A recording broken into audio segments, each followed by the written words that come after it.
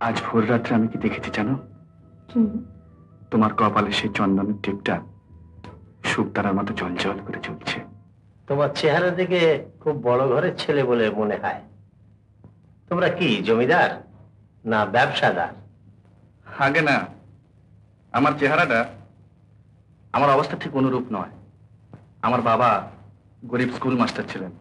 মলি এক একখানা শাড়ি পরে 300-400 টাকা দাম। 3 মাস অন্তর গহনা বদলায়, 6 মাস অন্তর গাড়ি পাল্টায়। ও নিজের খরচই তো মাসে 1000 টাকার উপর। আজ আমার আকাশ, পাহাড়, গাছপালা এত ভালো লাগছে। এর আগে আমার এত ভালো লাগেনি কেন ডাক্তার? এর আগে হয়তো এত আনন্দের ঢেউ কোনোদিন বুকে এসে লাগেনি।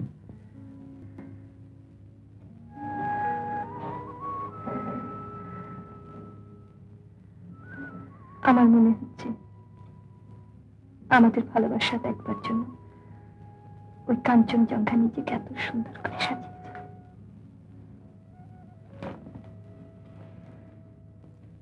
আমি তোমার জন্য ওকে সাজতে বলেছি, ফুলগুলোকে ফুটতে বলেছি, আর চাঁদকেও উঠতে বলেছি।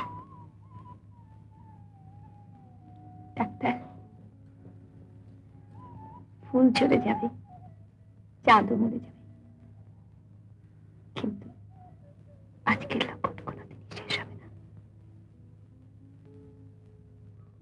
না না, তাহলে চলবে না। মন খুলে বলো, আমার নাতনিকে তোমার পছন্দ হয়েছে কিনা? আগে অপছন্দের তো কিছু নেই। That's good. তাহলে আমিও তোমাকে একটি প্রাইভেটলি একটু খবর দিই, মলিরও তোমাকে খুব পছন্দ হয়েছে। তারপর নিশ্চিত তাহলে বিয়ের কথাটা আগাভাগি করে ফেলা যায়, কি বলো? তো পাকা হয়েই আছে। প্রমোদ বিলেত থেকে ব্যারিস্টারি পাশ করে ফিরলেই বিয়ে হবে। বেশ।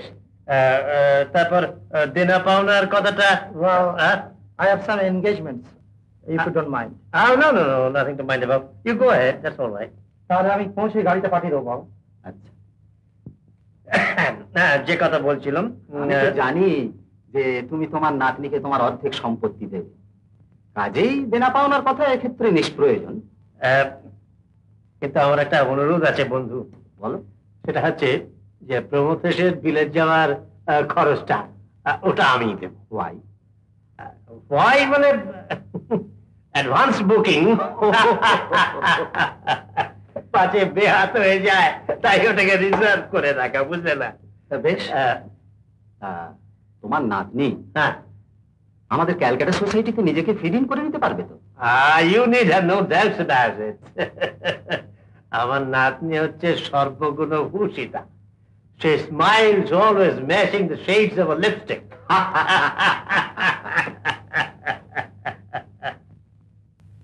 শুধু গানের দিন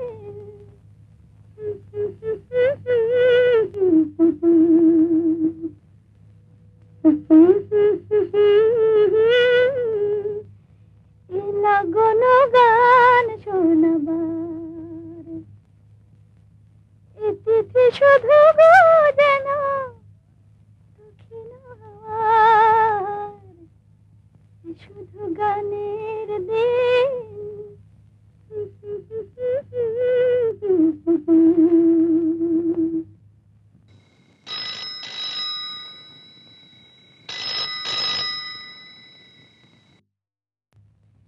হ্যালো মলি,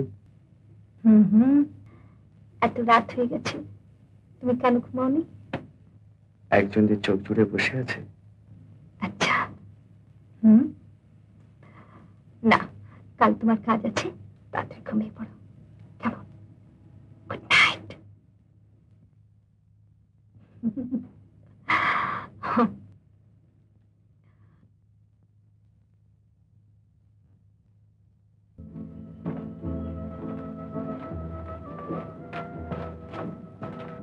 আজ ভোর রাত্রে আমি কি দেখেছি জানো? তোমার কপালে সেই চন্দনের টিপটা শুকতারার মতো জলজল করে চলছে। আর আমি কি দেখেছি জানো? আজ সূর্যোদয়ের সময় তোমার ঠোঁটের হাসি পূব আকাশে ছড়িয়ে পড়েছিল। তাই তো ভাবছি মলি, এত হাসির পরে দুঃখ অনিবার্য। সেটা না হতে জন্য ভাগ করে নেব। আজ তো আমি সুখী, খুব। খুব।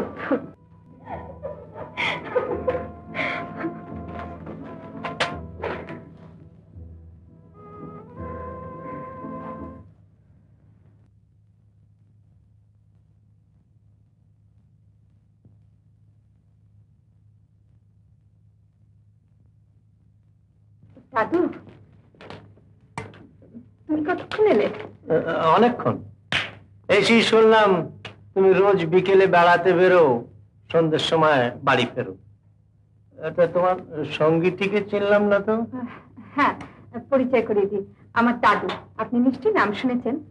আর ইনি ডক্টর জয়ন্ত মুখার্জি, ডক্টর বোসের অ্যাসিস্ট্যান্ট। হ্যাঁ হ্যাঁ, রুনু বলছিল বটে। So you are Jayanta? হ্যাঁ, বেশ বেশ, এসো জয়ন্ত, তোমার সঙ্গে আলাপ করি। সেদিন ভাগ্যিস তুমি ছিলে, নইলে মলি কি বিপদই না পড়তো। চল চল চল, ভেতরে চল।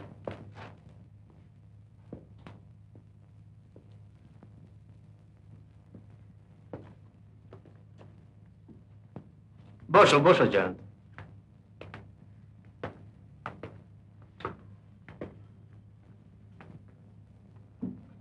তুমি যখন মলির বন্ধু, তখন আমাদের পরিবারেরও বন্ধু। হ্যাঁ, কফি।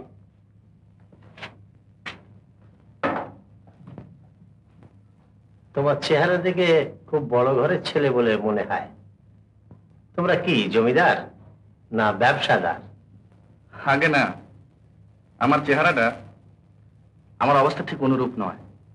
আমার বাবা গরিব স্কুল মাস্টার ছিলেন।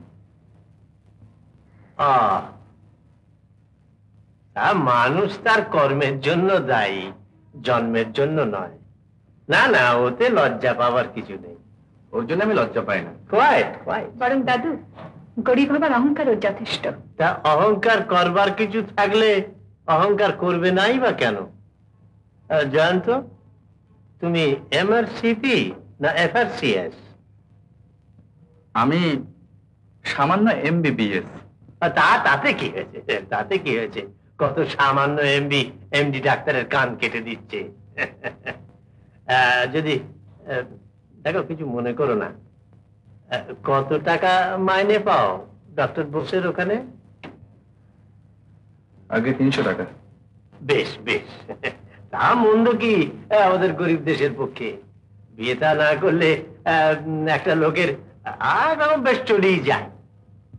এই যে মলি, দাও জয়ন্তকে কফি দাও, আমাকেও দিও ওই সঙ্গে একটু। তোমাদের নিয়ে একটু সেলিব্রেট করা যায়। সেলিব্রেট? হ্যাঁ, একটা ভারী আনন্দের খবর আছে মলির সম্বন্ধে, বুঝলে জয়ন্ত? মিস ব্যানার্জির সম্বন্ধে কোনো ভালো কথা শুনলে আনন্দ নিশ্চয়ই হবে।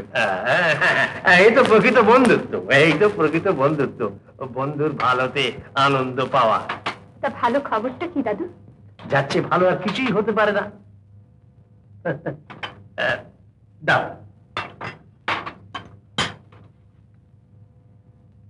এই নাও জয়ন্ত।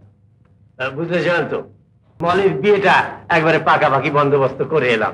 আমার বিশিষ্ট বন্ধু বিখ্যাত ব্যারিস্টার নিশীথ মজুমদার, তার ছেলে প্রমথের সঙ্গে। কোটিপতি লোক, বুঝলে না? আর ওই একটি মাত্র ছেলে, ওই সব আরিসান।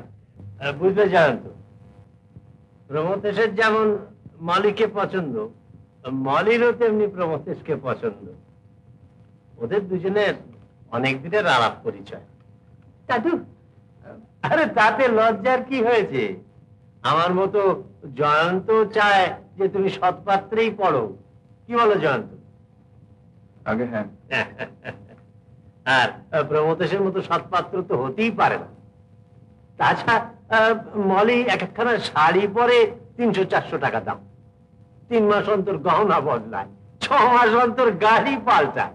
ও নিজের খরচই তো মাসে 1000 টাকার উপর। তেমনি বড় ঘরে পড়লো, টাকার অভাব নেই, দু হাতে ছড়ালেও পুরোবে না। তা বলে কি আমার ভাগ্য আর মনিরও সৌভাগ্য যে অত বড় লোকের ছেলের সঙ্গে তার ভালোবাসা হয়েছিল, নইলে আজকালকার যা যুগ, কোন অল্প মাইনের হাগরে ছেলের সঙ্গে ভালোবাসা হলে কি বিপত্তি না হতো বলো দেখি। জীবনে কোনোদিনই সে সুখী হতে পারতো না। আপনি বোধহয় ঠিকই বলছেন। তোমার কথায় আমি খুশি হয়েছি জয়ন্ত। কি জানো, অভাব দরজায় এসে দাঁড়ালে ভালোবাসার জানলা দিয়ে পালিয়ে যায়। না জয়ন্ত, মলির বন্ধু হিসেবে এ ব্যবস্থায় তুমি নিশ্চয়ই খুশি হয়েছো, কি বলো? হ্যাঁ, বন্ধু না হলেও খুশি হতাম। নমস্কার। এসো এসো এসো এসো। জয়ন্ত, মলি, দেখো এই চাবিটা নিয়ে সিন্দুকটা খুলে তোমার ঠাকুরমার হীরের গহনাগুলো বার করে নিয়ে এসো তো, দেখি সেগুলো কি অবস্থায় আছে।